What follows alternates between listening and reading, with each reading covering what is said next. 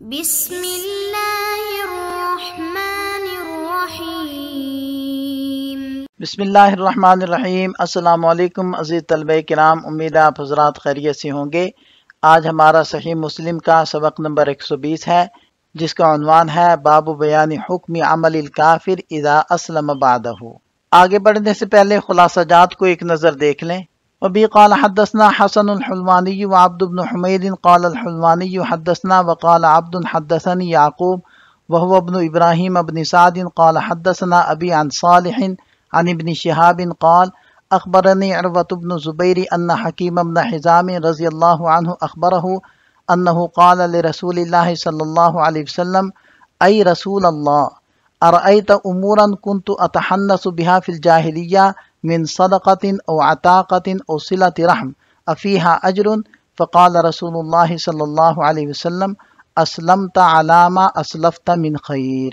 حضرت حکیم بن حزام رضی اللہ عنہ فرماتے ہیں کہ انہوں نے نبی پاک صلی اللہ علیہ وسلم سے عرض کیا کہ اللہ کے رسول، آپ کیا فرماتے ہیں ان اعمال کے بارے میں جنہیں بطور عبادت جاہلیت میں کیا کرتا تھا، مثلا صدقہ، غلام کو آزاد کرنا، صلہ رحمی کرنا، کیا مجھے ان اعمال کا اجر ملے گا؟ آپ صلی اللہ علیہ وسلم نے فرمایا، تم اسلام لائے ہو ان اعمال خیر پر جنہیں تم کر چکے ہو۔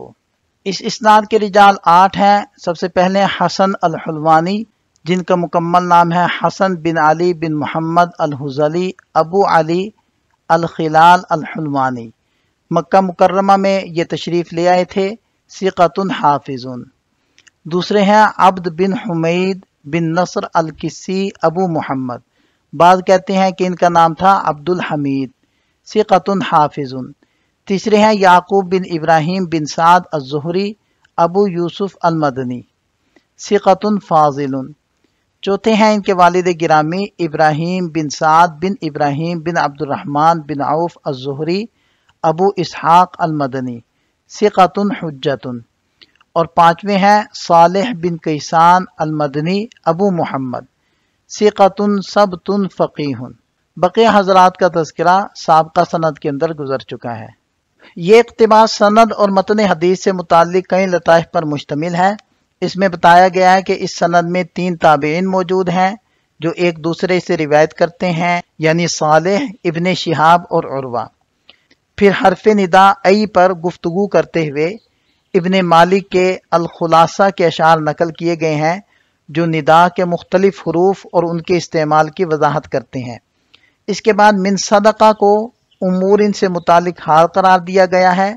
وبی قال حدثنا اسحاق بن ابراہیم وعبد بن حمید قال اخبرنا عبد الرزاق قال اخبرنا معمر عن الزہری بهذا الاسناد قال حدثنا اسحاق بن ابراہیم قال اخبرنا ابو معاویہ قال حدثنا ہشام بن عروہ عن ابی عن حکیم بن حزام قال قلت یا رسول اللہ اشیاء كنت افعلها في الجاہلیہ قال ہشام یعنی اتبرر بها فقال رسول اللہ صلی اللہ علیہ وسلم اسلمت علی ما اسلفت لك من الخیر قلت فواللہ لا ادع شیئا صنعته في الجاہلیہ الا فعلت في الاسلام مثلہ۔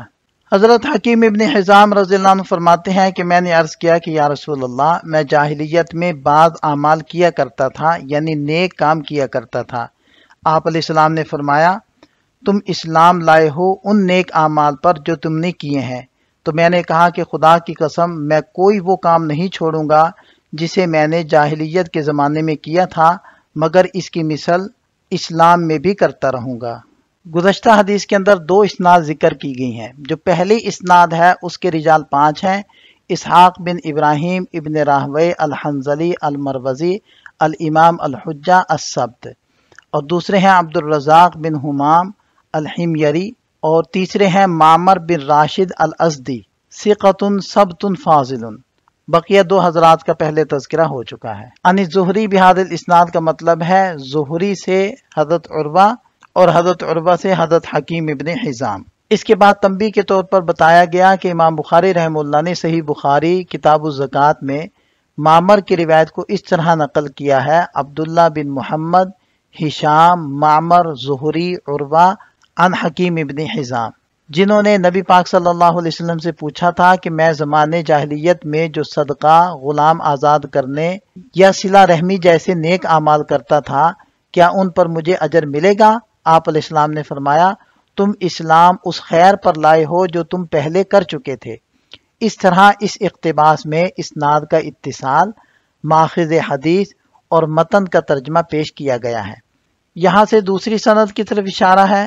اس اسناد کے رجال بھی 5 ہیں۔ ابو معاویہ محمد بن خازم الضریر الکوفی ثقۃ احفظ الناس لحدیث الاعمش، امام اعمش رحم اللہ کی احادیث کو سب سے زیادہ یاد رکھنے والے یہی حضرت ابو معاویہ تھے۔ دوسرے ہیں ہشام بن عروہ بن زبیر الاسدی ثقۃ فقیہ، اور بقیہ حضرات کا تذکرہ اسی سبق کے اندر گزر چکا ہے۔ بعض نسخوں میں اشیاء کا لفظ منصوب آیا ہے اور بعض نسخوں میں مرفوع۔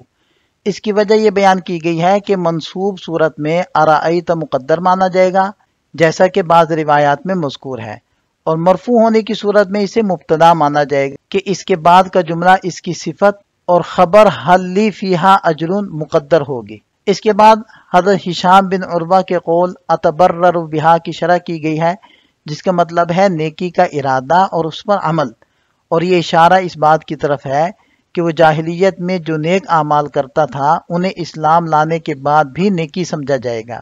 لا ادعو شیئا سے مراد یہ ہے کہ میں کسی قسم کے نیک عمل کو ترک نہیں کروں گا۔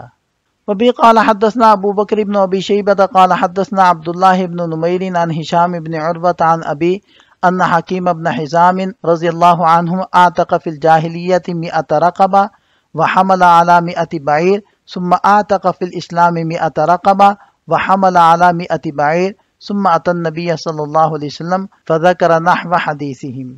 حضرت عروہ ابن زبیر رضی اللہ عنہ اپنے والد سے روایت کرتے ہیں کہ حضرت حکیم ابن حزام رضی اللہ عنہ نے زمانے جاہلیت میں 100 غلام آزاد کیے تھے اور 100 اونٹ سواری کے لیے دیے تھے۔